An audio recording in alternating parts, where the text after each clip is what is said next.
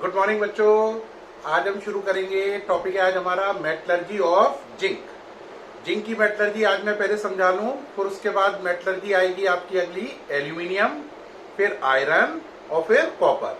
फिर चैप्टर खत्म हो जाएगा। एनसीईआरटी क्वेश्चन करिए और नए चैप्टर पे चलिए जिसका नाम रहेगा सरफेस केमिस्ट्री। तो अब शुरू कर रहे हैं मेटलर्जी ऑफ जिंक। देखो बेटा, ये हेडिंग डली है मेटलर्जी ऑफ जिंक। पहले हमें ये समझना है जिंक के ओर कौन कौन से हैं। तो जिंक के ओर अगर आप देखें, मैंने 4 ओर लिखे हैं, पढ़ पा रहे हैं आप लोग। देखें, पहला zinc blende, zinc blende formula ZnS। दूसरा कैलेमाइन, क्या नाम है? Calamine, formula ZnCO3 zinc carbonate.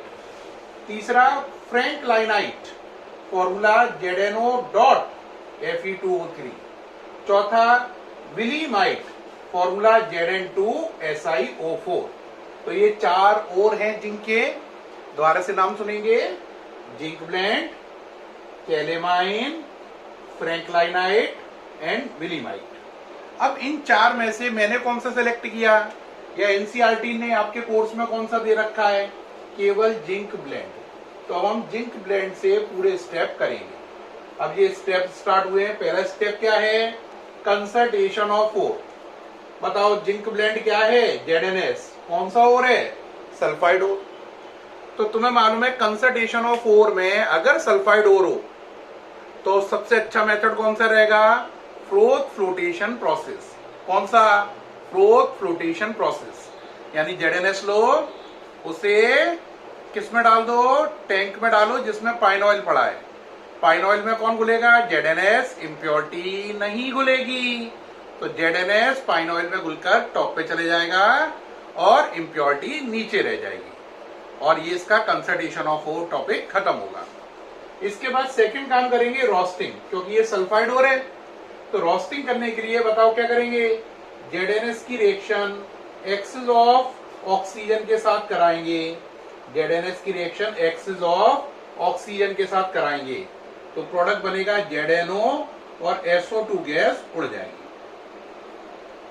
अब देखो, ये बन गया जिंक ऑक्साइड। क्या बन गया? जिंक ऑक्साइड, यानी मेटल का ऑक्साइड। अब आपको याद है मेटल ऑक्साइड से क्रूड मेटल बनाने के लिए क्या करना होता था? क्या करना होता था? रिडक्शन। क्या करना होता था? रिडक्शन। तो अब इसका रिडक्शन करेंगे कोक की सहायता से। तो देखो ZnO plus Coke, C Coke है, क्या बनेगा? Zn plus CO। अब ये जिंक मिल गया आपको। आप कहोगे जिंक मिल गया सर? हाँ मिल गया, लेकिन ये जिंक कैसा? भी इम्प्योर।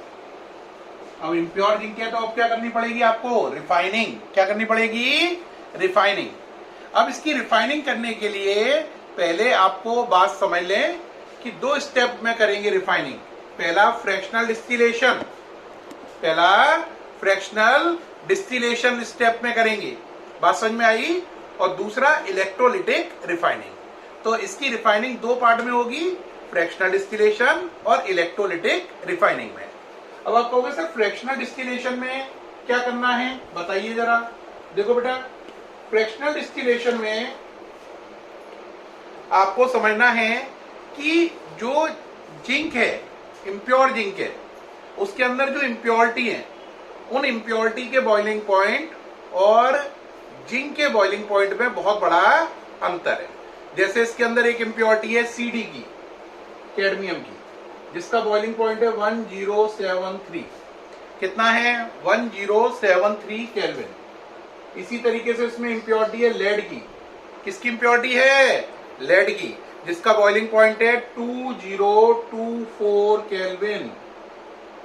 इसी तरीके से इसमें एक और इम्प्योरिटी है आयरन की, जिसका है 3273 केल्विन।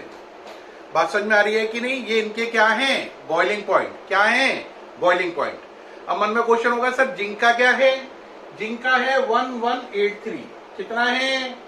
1183 केल्विन। देखो साफ नजर आ रहा है, इसका अलग वैल्यू है और इसके अंदर जो इम्प्योरिटी है उनकी वैल्यू अलग अलग है। किसकी? बॉइलिंग पॉइंट की। तो फ्रैक्शनल डिस्टिलेशन का इस्तेमाल करके आप जिंक को कैडमियम, लेड और आयरन की इम्प्योरिटी में से अलग कर सकते हैं। अब जब आपने फ्रैक्शनल डिस्टिलेशन कर लिया तो जो आपको जिंक तैयार मिलेगा वो 99.5% प्योर होगा। कितना प्योर करना होता है? 100। अब ये है कितना? 99.5।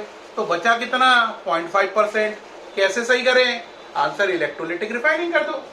अब इलेक्ट्रोलिटिक रिफाइनिंग कैसे करें सर, वो भी बता दीजिए।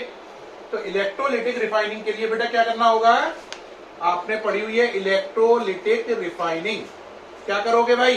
पहले लोगे एक टैंक, उसके अंदर एक इम्प्योर जिंक की रॉड, उसे बैटरी के प्लस से, और एक प्योर जिंक की रॉड जिसे बैटरी के माइनस से जोड़ेंगे। ये जिंक रॉड कैसी है? इम्प्योर, आई। और ये जिंक रॉड कैसी है? Pure, P. इसका क्या बना? एनोड। और इसका क्या बना? कैथोड। अंदर किसका सॉल्यूशन भरा? ZnSO4 का। किसका? ZnSO4 का। अब बात हुई सर क्या होगा? बहुत सरल सी बात है। होगा क्या? थोड़ी देर के बाद ये रॉड पिघलेगी। देखो ये पिघलती जा रही है, पिघलती जा रही है, और ये छोटी होती जाएगी। अब बात रही इसका जिंक कहाँ जाएगा? इसका जिंक कैथोड के ऊपर जाकर जमा हो जाएगा।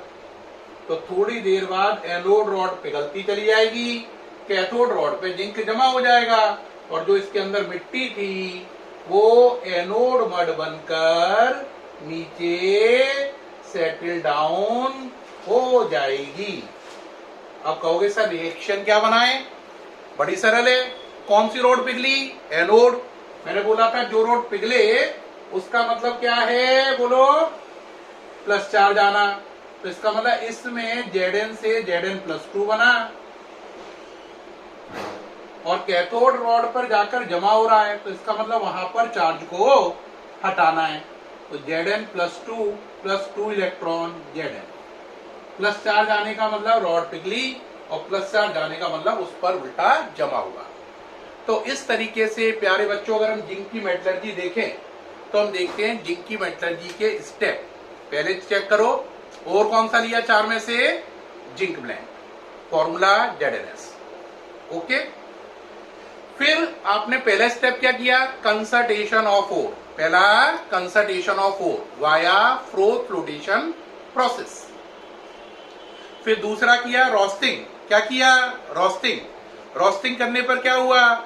ZnS से क्या बन गया आपका? ZnO, है ना। फिर तीसरा स्टेप क्या किया आपने? रिडक्शन। रिडक्शन करने पर क्या हुआ आपका? रिडक्शन करने पर जो आपका ZnO था वो कन्वर्ट हो गया Zn में। फिर रिडक्शन करने के बाद चौथा स्टेप आया रिफाइनिंग। क्या आया? रिफाइनिंग।